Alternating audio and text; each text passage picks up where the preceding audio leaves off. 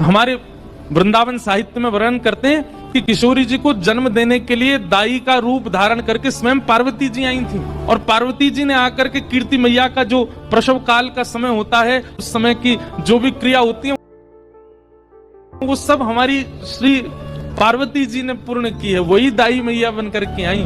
महादेव के मन में आयो कि आप तो दर्शन करके आ गई, अब हमारी बारी है दर्शन करवे की। महादेव त्रिपुंड लगाए, हाथ में त्रिशूल लिए, जटा जूट बांधे। 1 वर्ष पहले तो नंदगांव गए थे, वहां लाला को दर्शन करके आए। अब 1 वर्ष बाद जब बरसाने पधारे हैं, द्वार पर जोगी आया है। एक जोगी आयो है, और जोगी को देख करके सब सखियां दौड़ी कीर्ति मैया से जाके बोली, मैया एक जोगी आयो द्वार पे, अंग बभूत गले मुंडमाला, श्रृंगी नाद बजायो, हे मैया तोरे द्वारे बाला जोगी आयो। कीर्ति मैया बोली, खूब सारे रत्न दे दो, खूब सारे आभूषण दे दो। तभी एक गोपी बोली, मैया ये गलती मत करियो, यही गलती नंदरानी यशोदा ने करी। बोले कैसी गलती? बोले उनने भी लाला को दर्शन नहीं करायो और रत्न आदि देख करके भेजना प्रारंभ कियो। ऐसो रोयो कन्हैया, ऐसो रोयो कन्हैया, कोई तो शांत नहीं भयो। फिर वह बाबा को भीतर ही बुलानो पड़ो, और यही बाबा ने जाए करके ऐसो मंत्र फूको, लाला आज तक अला बलांते दूर रहे। इतने बड़े बड़े राक्षस आ जाएं फिर भी लाला को कोई बाल बांको ना करे। अरे पूरे गोकुल में तो यही हल्ला है कि यही बाबा की बभूति ते ही लाला की रक्षा होवे।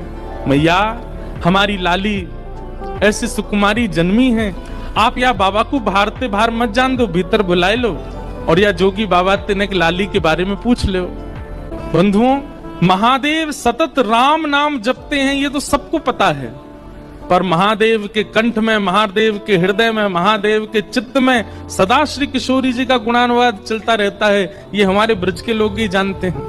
राधा कृपा कटाक्ष स्तोत्र का निर्माण स्वयं महादेव ने किया है। महादेव भीतर पहुंचे, जैसे किशोरी जी का दर्शन किया, नेक सी लाली को देख करके महादेव तो मंत्र मुग्ध हो गए। अपने डमरू का नाद करने लगे, वहीं नृत्य करने लगे।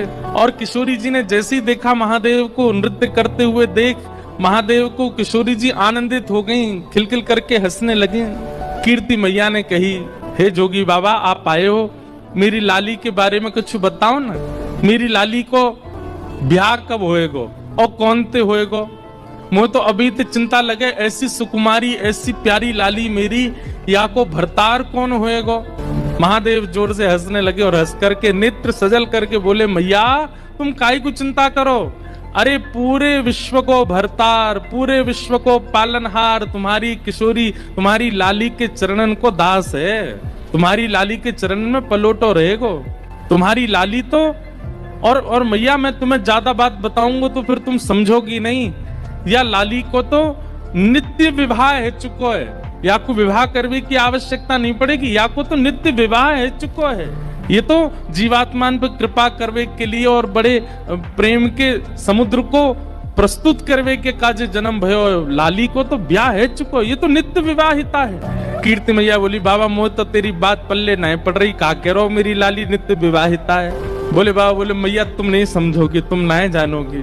कीर्ति मैया बोली, बाबा कछु मांग ले, इतनी दूर ते चल के आयो, कछु ले ले मुझते।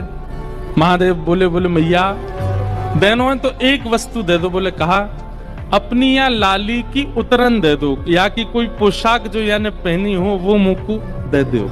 बोले उतरन को कहा करेगो? बाबा तू तो इतना बड़ो लंबो चौड़ो, मेरी लाली नेक्सी सिवा की उतरन है कहाँ पहने को? बोले मैं ना पहनूंगो, मेरी जट्टा पहनेगी।